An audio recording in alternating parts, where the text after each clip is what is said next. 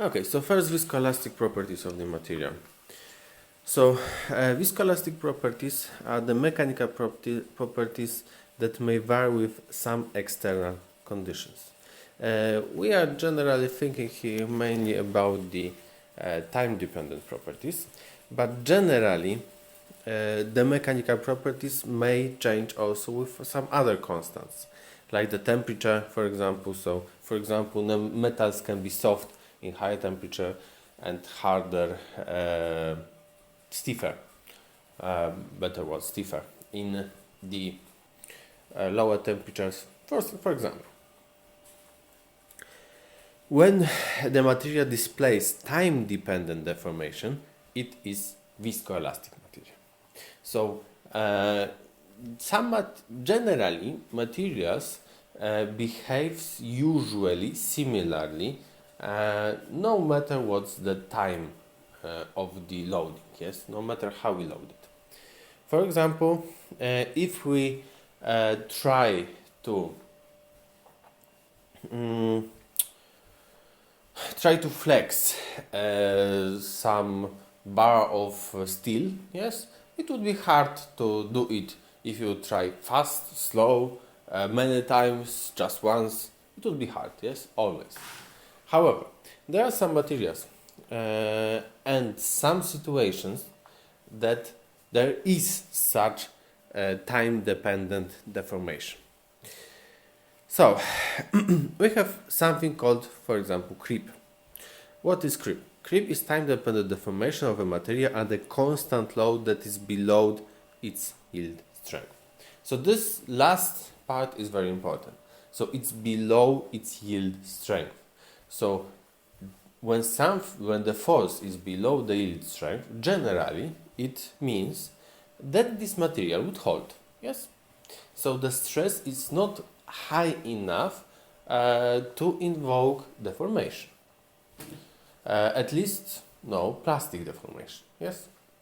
So there will be no plastic deformation under such load normally. However, let's imagine the situation. Yes, we put a big rock on the table. Yes, they are generally very big rock on the table. Yes, the table holds. And we leave this rock for a year on this table. I suppose that after some time, this table would just break. Yes, without any apparent reason. It would just, after long time of course, but after some time it will just break. Why? Because of the creep. So we have a constant load. The force was not big enough to destroy the table at the beginning, but after time, yes, the force was constant. The rock was staying there constantly, and the gravity pulled on this table for all the time.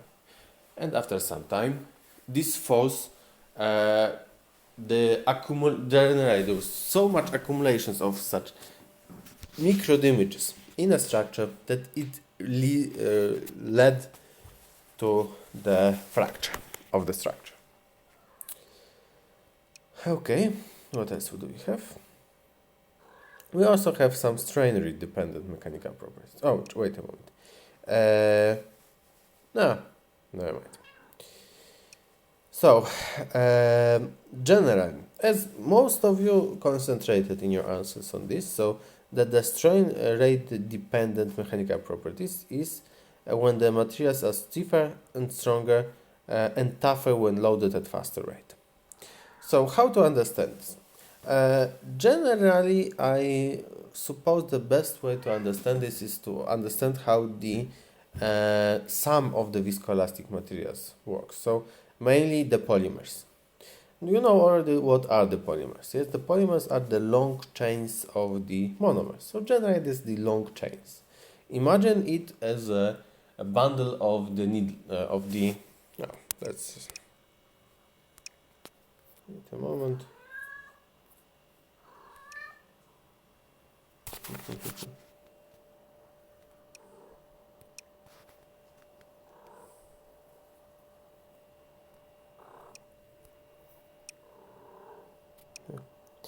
Imagine that this is generally, yeah, so hugely complex string, yes. So that this string is generally convoluted and it's hard to unbind, yes. But now let's imagine that we would slowly pull it apart, yes. When we would slowly try to pull it apart, some of this mess would unwind and we will be able to elongate it quite effectively, yes, to some extent, of course. But now let's imagine that we try to uh, unwind it by just pulling it very fast in different directions, yes. The strings inside would not have any time to reorganize, so it just hold, yes.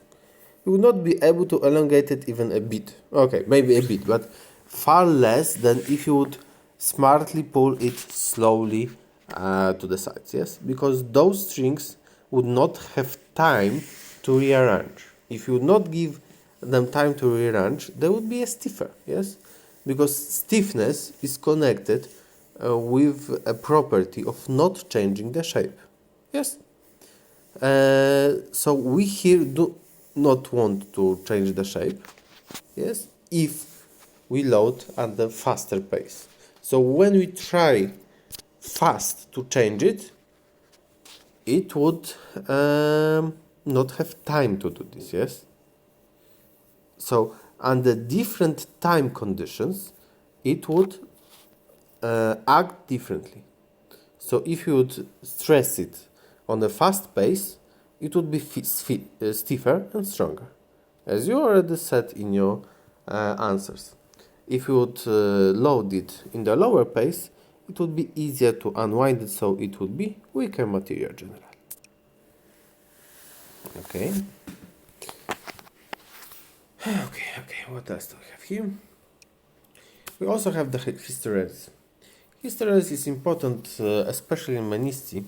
Hysteresis is a property of the material that when it's cyclically loaded and unloaded, it dissipates part of the energy. This is very important. So, generally, when we think about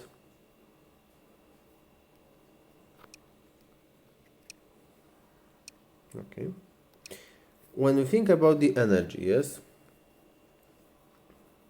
So this is a strain generally. This is absorbed energy. So we need to use some energy in order to change the shape, yes? Then after we unload, some energy is released in order to get back to the original shape. But some energy is also lost. This is important. So when we load a material, we change its shape and we use the energy in the process. When we unload the material when it's only if it's only the elastic deformation, the material would get back to original shape, but some of the energy would be used in order to get to this original shape, but some of the energy would get lost. Yes. So this is hysteresis. So it's stress rate dependent. Yes, we need also some time to to get to original shape, obviously.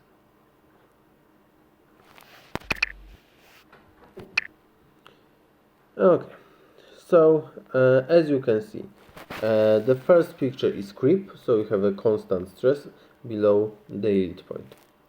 The second is about stress relaxation. So what to do to prevent creep, generally speaking.